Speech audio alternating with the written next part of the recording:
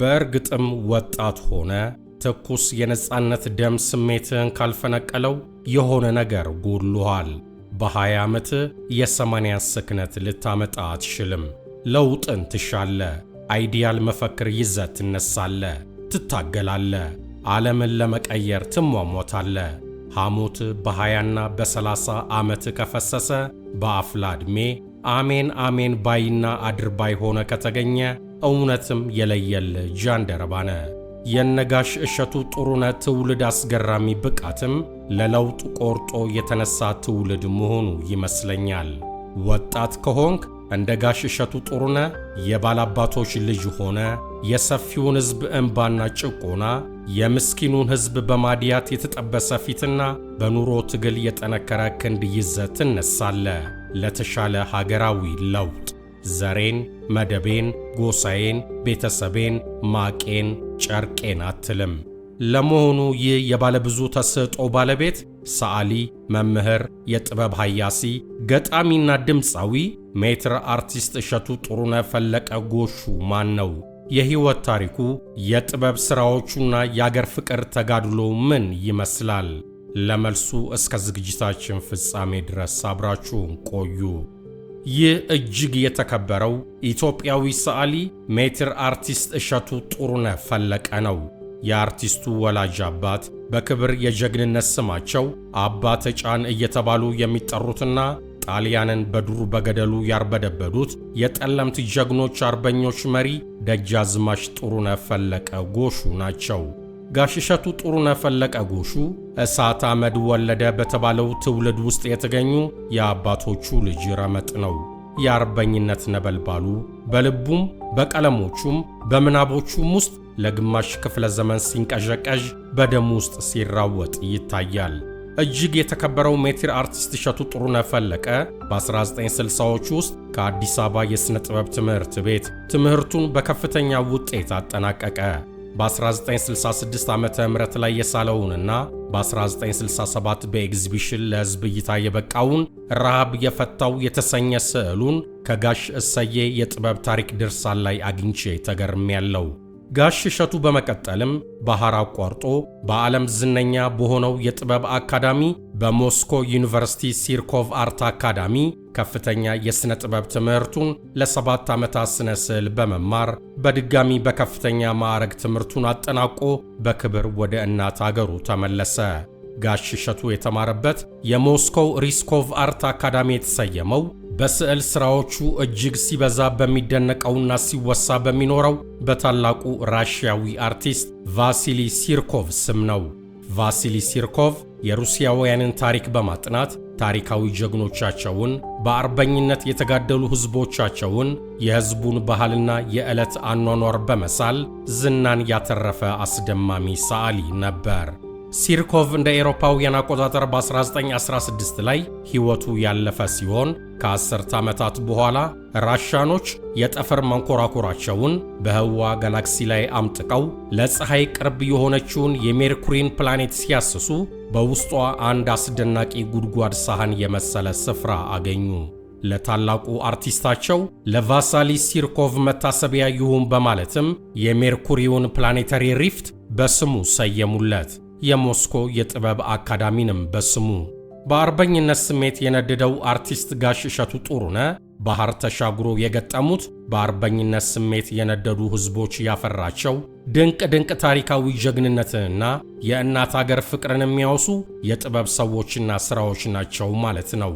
በጥበቡ ላይ ጨምሮ ጥበባቸውን ቀዳ፣ ወደ አገሩም ተመለሰ። የመመረቂያ ሥራው የጀግና ምህረት የተሰኘው እጅግ ዝነኛ ስዕሉ ሊሆንም በቃ። የጀግና ምህረት በአድዋ የተማረኩ የጣሊያን መኮንኖች በእምዬ ሚኒሊክ ፊት ቀርበው ምህረትንና የተሰዋ ጓዳቸውን የጦር ዕቃ በክብር ሲቀበሉ የሚያሳይ የኢትዮጵያውያንን ጀግንነት፣ ጨዋነትና መሐሪነት በትክክል የገለጸ ዘመን ተሻጋሪ ስዕል ነው። በነገራችን ላይ እነዚህ ራሻኖች የጥበብ ዕውቀትን ለውድ ልጆቻችን ሳይሰስቱ የሰጡልን የጥበብ ባለውለታዎቻችን ናቸው። ሜትር አርቲስት እሸቱ ጥሩነህ፣ ስዩም ወልዴና በቀለ መኮንን በሲርኮቭ የጥበብ አካዳሚ ትምህርታቸውን ከቀሰሙ የአገራችን የጥበብ ፈርጦች የሚጠቀሱ ናቸው። በሴንት ፒተርስበርግ የተማረው ታደሰ መስፍን ከጋሽ እሸቱ ጥሩነህ ጋር ዛሬ በሳንቲሞቻችን ላይ ተቀርጸው የምናያቸውን ምስሎች የነደፈ ነው። ታላቁ መዝገቡን ተሰማን፣ ደስታ ሀጎስንና ሌሎችንም በርካቶችን ስንጨምርበት ምስራቃዊቷ የጥበብ መዳረሻችን ሞስኮን አለማመስገን ንፉግነት ይሆናል። የጋሽ እሸቱ ጥሩነህ ስዕሎች ጥልቅ ናቸው፣ በርካታ ናቸው። ጀግንነትንና ጀግኖችን በጥበቡ ነፍስ ዘርቶ በመከሰት ተወዳዳሪ የማይገኝለት ጀግና ነው ጋሽ እሸቱ። መይሳው ካሳ የተሰኘውንና በ1981 ዓ.ም ያቀረበውን ስዕሉን አሁንም የጥበብ ታሪክ ምሁሩን አርቲስት ጋሽ እሰዬ መድህንን በምንጭነት አመስግኜ ስጠቅሰው ደስ እያለኝ ነው። ጋሽ እሸቱ በ1982 ዓ.ም ላይም በአዲስ አበባ የባህል አዳራሽ የግል አውደ ርዕይ በመክፈት በርካታ ሥራዎቹ ለሕዝብ አቅርበዋል።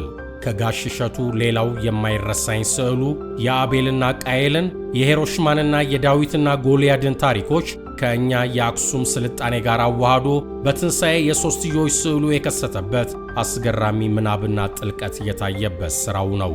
ጋሽ እሸቱ ከሌሎች የጥበብ ባልደረቦቹ ጋር በመሆን አውታር ቡድን የተሰኘውን የአርቲስቶች ስብስብ የፈጠረና በሀገሩ የራሱን የጥበብ አሻራ ያሳረፈ ባለሙያም ነው። የኢንላይትመንት ወይም አብርሆት የጥበብ አካዳሚንም ከባልደረቦቹ ጋር በመክፈት ለትውልድ የጥበብ ዕውቀትን በመመገብ ላይ ያለ ታላቅ የኢትዮጵያችን የጥበብ አባት ነው ጋሽ እሸቱ ጥሩነህ። በዚህ ሳይገታ በተለያዩ የጥበብ መድረኮች ሥራዎቹን በማቅረብ ጥበባዊ ትንታኔዎችን በመስጠት በመሄየስ በሀገራዊ ፕሮጀክቶች ላይ በበጎ ፈቃደኝነት በመሳተፍ ሁልጊዜም ስሙ ከፊት ተርታ የሚጠራ ሀገር ወዳድ አርቲስት ነው።